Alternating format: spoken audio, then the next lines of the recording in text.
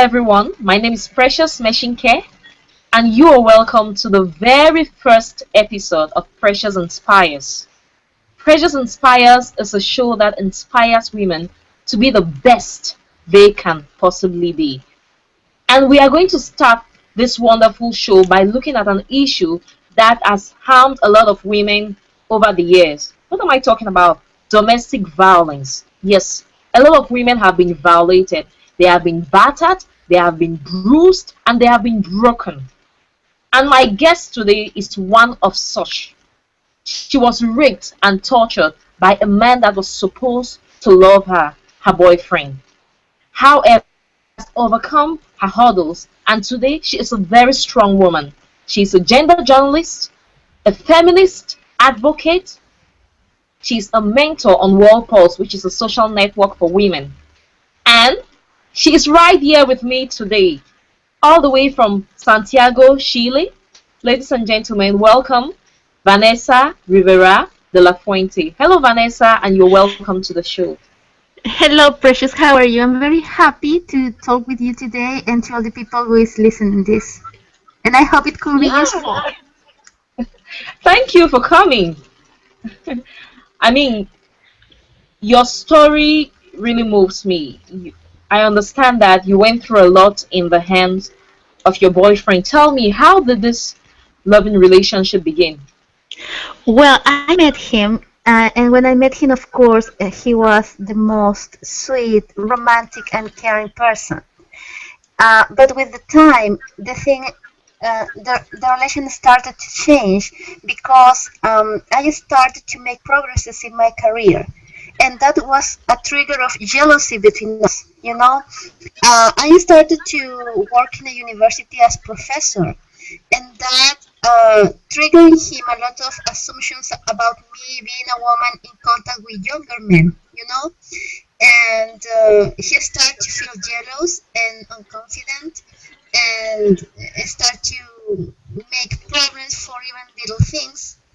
And the violence started like very softly. At first, I was not enough pretty, I was not enough skinny, I was not enough smart. He said things to me like, I don't know how they hire you, you're stupid, you know, like that kind of things.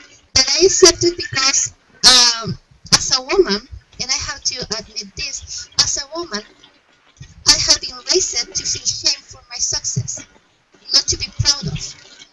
Like if I was proud, I was doing something wrong.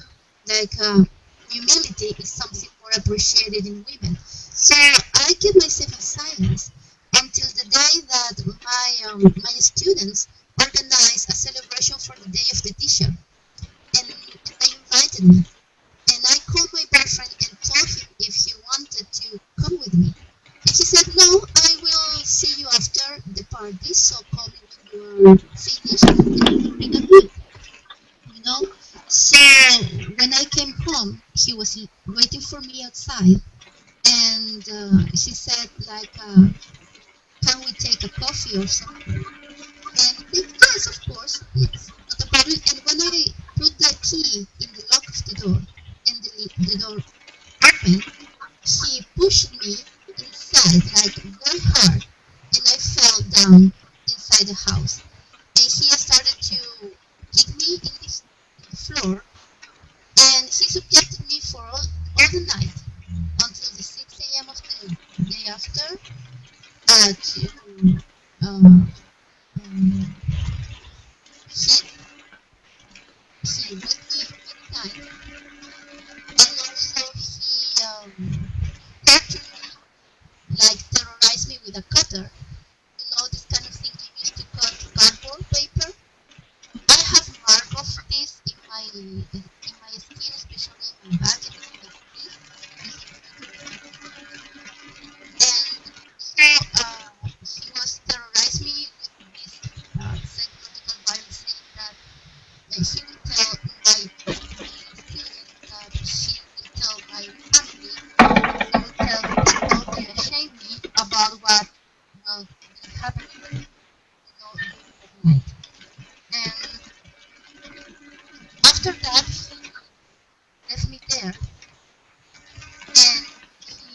out of my house and keep me locked. He take the keys of my house, so I was locked 3 days inside my own house, imprisoned, without possibility to call anyone. I living alone. I was living abroad because this happened in a country different than mine, and I was not possible for me to say someone to someone what was happening because he took the cell phone, he took the keys of my house. Um, I remember that in some moment of the during the torture I was subjected to, I started to cry and to yell for help, and I just lose conscious. In some moment, I was so battered that I just lost conscious. And to wake me up, he threw on me a can of blanch over all my body. So I had for a while a lot of like a spots on my skin over all my body because blanch burn you. Burn is something blanch is something that you use to to make the clothes clearer, to make it whiter. And you cannot tell it to people because it can burn you. So that is like briefly what happened to me that night. He never has beaten me like with physical violence until that night, and I never thought that he was able to do something like this because he turned really, really against me. I was shocked. It was difficult for me to match in the same person someone that is supposed to love me and someone that feels to me. This is a very huge pain that you face that the person that is supposed to love you or menace and do whatever put you in the line of Okay, I would like to know, did you seek help when you started going through these things? What was your reaction? Okay, when I wake up after that day, I didn't have a notion that what day was, how many time has passed, and I discovered I was locked inside my house, and so I was not able during the first hours to seek help, and the help came like a miracle because he went that day to the university to say that I was sick, and one of my students thought that I was sick for something that I ate in the party. So she felt guilty and she went to my house to know how I was. So that was my opportunity to seek help. So she went to my house and I talked to her through the window and she asked for help to her family. So her family came and just broke the door and we went to the police. But the problem was when I went to the police, I found just indifference and even from the police officer. When I said that I had been raped by my boyfriend, the police officer said that just not possible because I was his girlfriend, so how I could talk about rape? Because rape is something that happened to lonely women who are in the street late in the night and they are raped for people that they don't know. And this is a very damaging prejudice because the most of rape doesn't happen like that. So that was my first obstacle to try to prepare and try to solve the situation. The indifference from the authorities. Also, I was told in the police station that maybe I was not enough, not enough woman to him. Like, maybe I was not being too much caring.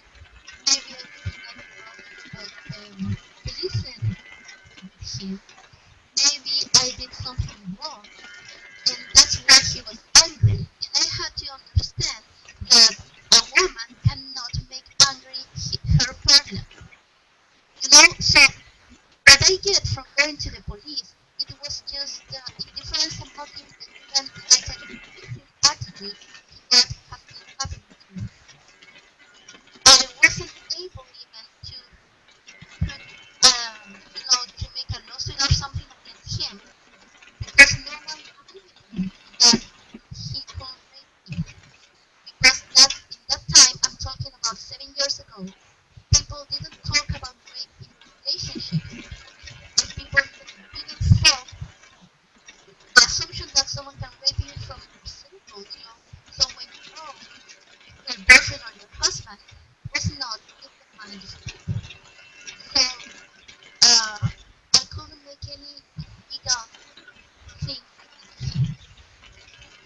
He came back to his home free and really out of the situation. Currently, he's free. He's not in prison. He never received any advice or even a warning about this. Nothing. And maybe he has been doing this with other women. I don't think I was the only one. I don't think I was subjected to this because it was me. I was subjected to this because that's the way he does relationship with women. So maybe before and maybe after me, he has been doing the same. So my only way to fix this and go forward was to seek help, not in the justice because they would give me back, not in the police because they were responsible. So look for a group of support, look for professional assistance, and look for the support that helps me to be the most healthy thing in the most of the time I kept this in secret because I was ashamed. I was very ashamed. And just years ago, I decided to speak up because I realized that until I didn't speak up, I was still having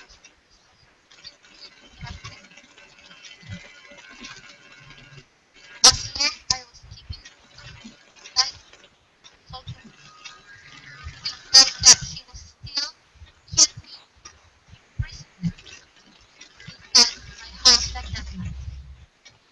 I said nothing, stayed very long until he broke out again.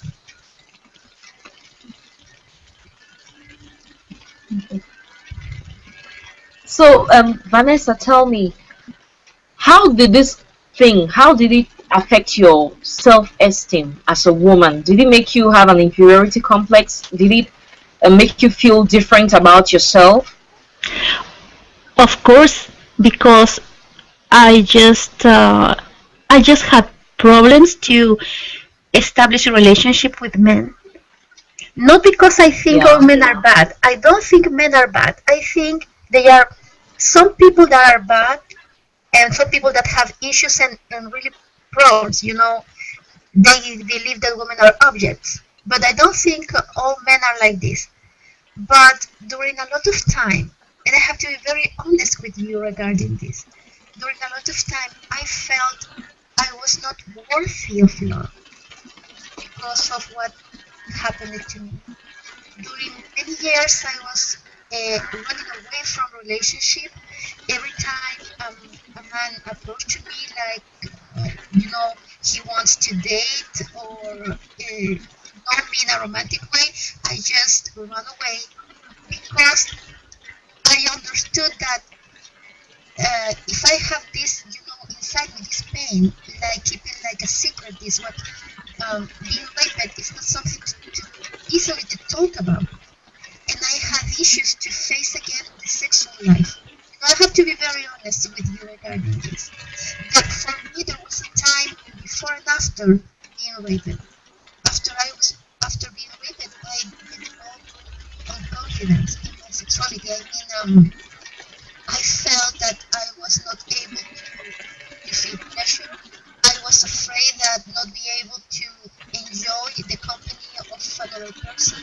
I was unconfident about my body scars that remember what happened to me.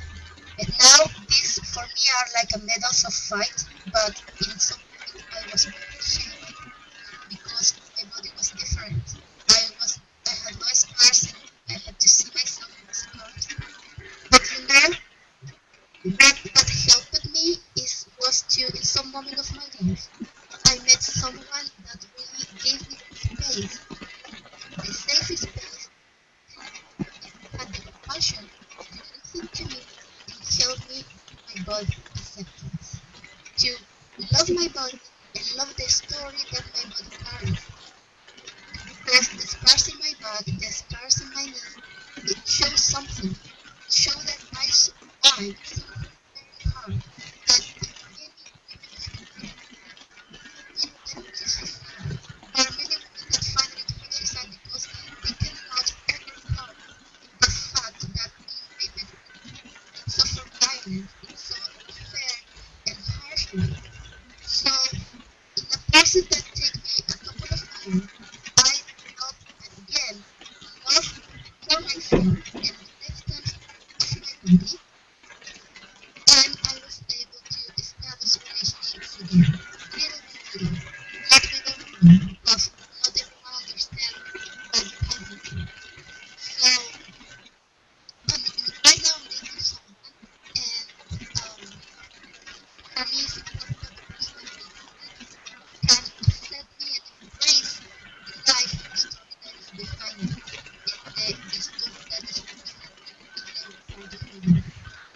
So I was able to work all this pain and that opened my story to not only growing, but also I'm aware about the blessings of my life, the blessings of my body, and the blessings of my family, and the blessings of love, and the blessings of mercy, and the blessings in life. So I am clear that I could not have been in the relationship and just survive and be happy. That's what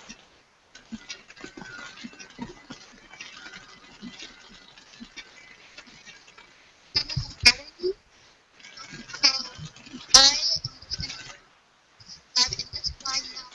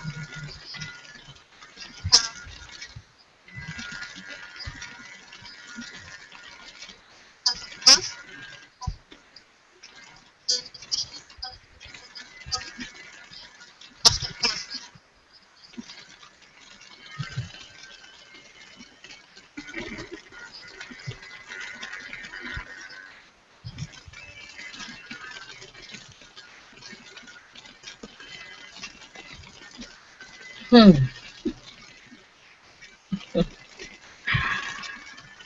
Vanessa, I would like to ask you more. But before then, let me remind our dear viewers that you are watching Precious Inspires on Sylvia Global Media Network, and I've been having this very interesting conversation with Vanessa Rivera de la Fuente from Chile. She is a human rights advocate and she's a gender journalist, she's a feminist, and she's a strong woman. Okay, Vanessa, most of the work you do is related to women, it's mostly gender related work. I'd like to know if your experience contributed to this. Everything you went through, did it make you develop this interest in gender related work? Yes, of course. The thing is that I have been involved in women rights movement since my teenager, since I was 15 years old, you know. But this situation put me in the position of the victim. I never thought that this could happen to me. So I used to see the issues like something like something that is an issue that I have concern, but I don't think it's going to happen to me. That's happened to other women, so I have to help them. But this situation just made me realize that no one is free because I was an educated professional and I thought myself like a confident person. I thought that I have wisdom enough to pick a partner. I trust that I had enough knowledge to pick up a partner. So all this made me question myself also and made me realize that it's not about to help other women, that it's about to help yourself. As long as I can help myself, I will be helping others. So it's not something that happened just random, you know. It's I understand that there is something powerful that I could do with this, and it was something that I took a lot of awareness and you know, after that and after all the things I Okay, so quickly tell me, um, do you think you're a better person after going through all of that? Are you a better person? Yes, I am a better person. I don't think okay. I don't think I'm better because I think this is nothing I can decide for myself. I think maybe the people around me can say if I'm better or worse. But what I can say for sure is that I am a more compassionate person. I am a person that is more aware about the suffering of others. I am a better listener. I am someone that is more committed with the things that she loves to do before this happened. I am a person who is more forgiven, you know. I mean, I before this happened to me, sometimes I used to drop people like, okay, I don't have a good relation with that person, so okay, goodbye. I have nothing to do with you. But now, really, I value the importance of have valuable, loving, and caring people and have healthy relationships. So really, I value more my friends. I value more my colleagues. I value more my family. I value any little kind uh, showing of gratitude or anything that people say, give me or do to make me feel better. And I am a more grateful person about all this. That's what I can say after 7 years. I'm someone who feel gratitude and feel love for life and for the people around me. And I feel love and gratitude for every person that is doing something to make this world better. No matter the area, from the person that go to prevent disposal of oil, to the person that is an ecologist, or to the person that teaches another person to read everything. I'm grateful for all the people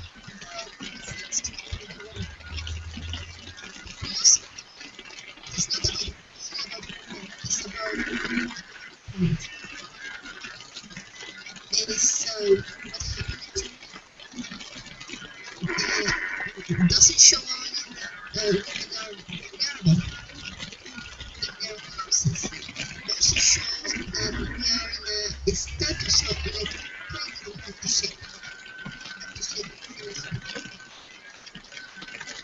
Especially as we grow up to now, you know, people to watch your identity. People not only use weapons, they use also rape women that are going to fight anyone. So really, how is possible?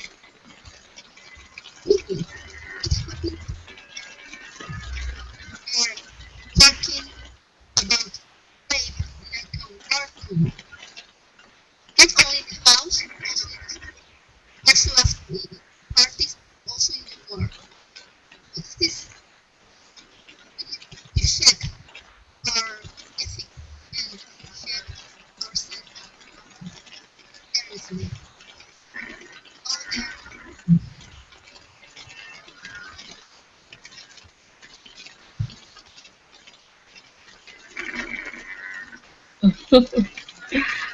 Okay, I understand that you are a single mother of a grown-up woman. She's 22. That's huge. I Yes. mean, uh, tell me, how has it been like being a single mom? Well, it has been hard. I'm not going to lie. Imagine how hard it is to be a mom having a husband who supports you. So try to imagine to be single, to be a teen mom, and you have to. I had to go to university, work, and raise my child. So it was very very hard. But also at the same times, I found many resources to empower myself with that experience. I'm still a mom, but just my daughter doesn't need me like before. The first few years was terrible because really there was weeks where I didn't sleep because after she got asleep I have to study for the class the next day where I have to work. So really now you don't know how I appreciate a nap. It's like a nap and time to sleep has become something that is sacred for me right now. So, but I found that I was able to develop a relationship with my daughter that is very special because she doesn't see me like her mom, like a figure of authority or something or someone that she has to fear of. She sees me like a partner. So, Vanessa, I love the fact that in spite of all you went through, you are able to change your stumbling block into a stepping stone. Like your experiences have made you stronger, and today you are advocating for other women. You're speaking for them, and you're making a difference. That's what's important at the end of it all. Do you allow your experience to break you, or you allow it to make you? And I think your domestic violence experience has made you a wonderful person. And Thank you. I would like to say something. yes, I would like to say two things that are important for me. The first yes. thing that the most of people when talk about me and say I am advocate, they say she speak for the women or the voice of the voiceless. No, I don't speak for women. I think every woman has the duty to find their own voice. So I say to the women that are listening to me, find your voice, listen to your voice, and make your voice heard and respect outside. Because really, I'm not the voice of the voiceless. Because all women have voices. The problem is that we don't trust enough in our own voices. And sometimes we learn with a lot of pain, like I learned, to make a stand in your own house. So I'm just a woman who speak and learn how to speak up and empower herself from her bad experiences, and I expect that what I lived and what I have been through can be useful for the people I find in my life, can be useful to inspire her to find her voice. That's the first thing. And the other thing I want to say is you don't be ashamed to talk. You don't have to be ashamed for what you have been through, especially if you're a survivor. If you survive from experience of domestic violence, from if someone is like harassing you, if someone is um, being violent with you, you have the right to speak. And as when you speak, you will find a way. You will have people that will help you, people that will be there for you. So never be afraid to speak up. I find the right person to listen to me in the moment I decide to speak up my experience with my friend. And you know what? This person was an old woman. This person was a woman. And she was there to listen for the first time, the very first time I opened up my mouth, and she gave me a space of safety, and he was a compassionate listener and a respectful friend regarding my feelings. So I always feel someone and people. There's always someone to help, and I feel very thankful for this person. It's just maybe a coincidence of life that he was a man, but he's a good friend. So it's very important to speak up. And never believe yourself. Never think that it's not possible. It's been really great and really inspiring talking with you, Vanessa. And I hope a lot of women out there learn from your story. And I'd like to say these words that I saw somewhere. It says domestic violence causes far more pain than visible marks and scars. It causes far more pain than that. So if you are an abuser, stop it. If you are a victim, seek help and be a better person, just like Vanessa. Thank you so much, Vanessa, for your Thank time. you. No, please, thank you for talking with me today. And I hope what we have talked today can increase awareness about this important issue. Sure, it has. If you would like to contact Vanessa, you can reach her through her email address, which is Rivera de la Fuente at gmail.com. Rivera, that is VRIVERADELAFUENTE